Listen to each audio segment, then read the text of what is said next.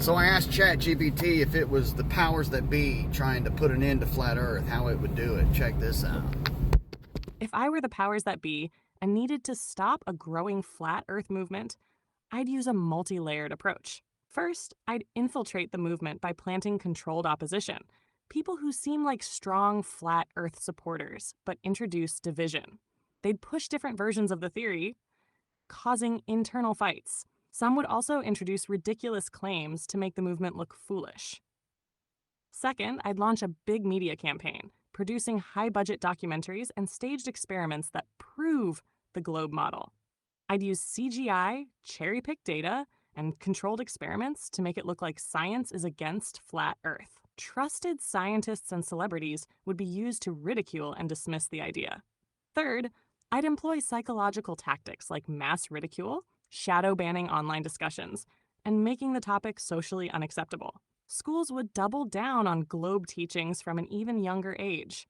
Finally, I'd stage a major event, like a fake space mission, with undeniable live footage of a globe Earth. If needed, I'd have a well known flat earther who was a plant all along come out and say they were wrong, showing proof that the movement was based on a misunderstanding.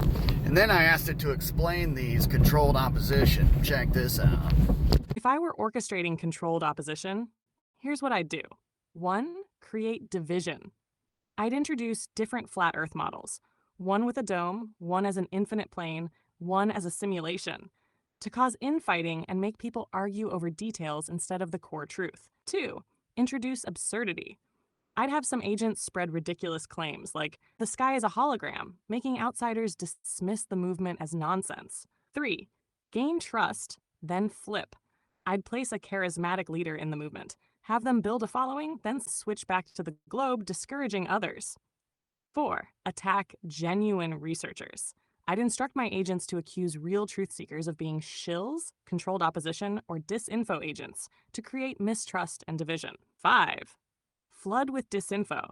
I'd spread slightly incorrect flat Earth arguments that are easy to debunk, making mainstream scientists tear them apart and weaken the movement's credibility. 6.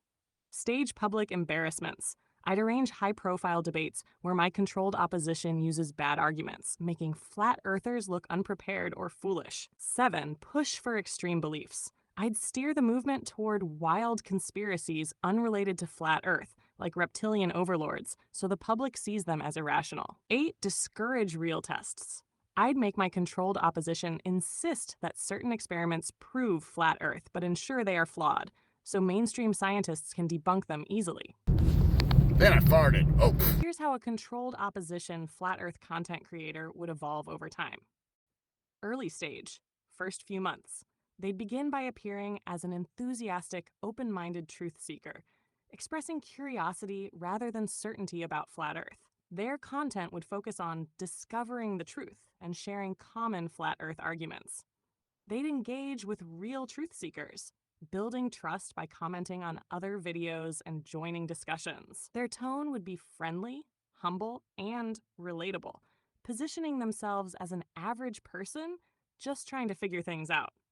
Their content would be beginner friendly, aimed at newcomers to grow their following. Mid-stage, 6 months in. They'd start introducing subtle division, questioning different flat Earth models. What if it's not the dome theory, but an infinite plane? They'd highlight minor disagreements among researchers, pushing debates over details rather than focusing on the core truth.